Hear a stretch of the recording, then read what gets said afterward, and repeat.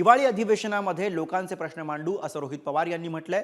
पायऱ्यांवरती जाऊन बसू किंवा बाहेर जाऊन बसू, पण लोकांचे प्रश्न मांडू असं रोहित पवार यांनी म्हटलेलं आहे। सत्तेत गेल्यावरती सत्याची उर्मी चढते असंही विधान रोहित पवार यांनी केलंय। रोहित पवार यांनी नाव न घेता अजित पवार यांना टोला लगावलाय।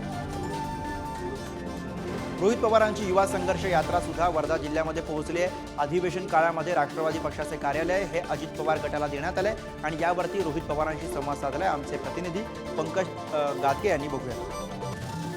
जे राष्ट्रवादी काँग्रेस पक्षाचे जे पक्ष कार्यालय आहे विधानसभेच्या दरम्यान जे मिळते ते राष्ट्रवादी काँग्रेसच्या अजित पवार गटांना गेलाय, काय सांगाल? मग आम्ही अधिवेशनाच्या वरच्या मजल्यावर जाऊन बसू, अधिवेशनाच्या बाहेर जाऊन बसू, पायऱ्यांवर बसू, पण आम्ही लोकांचे विषय मांडत राहू। त्यांना काय करायचं ते करा। सत्तेत आल्यानंतर कदाचित काही लोकांच्या डोक्यामध्ये सत्तेची एक उर्मी जाते आणि त्यामुळे ते अशा पद्धतीने निर्णय घेतात।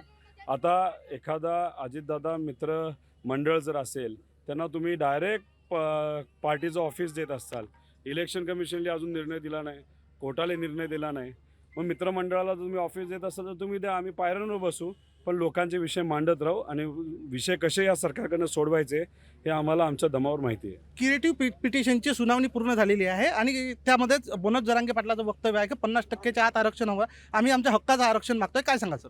अधिवेशनामध्ये सगळ्यांनाच बोलण्याची संधी दिली जाईल, त्यावेळेस आम्ही सर्वजण त्याच्यावर स्पष्ट बोलू। पंकज गादगे, पुढारी न्यूज, वर्धा।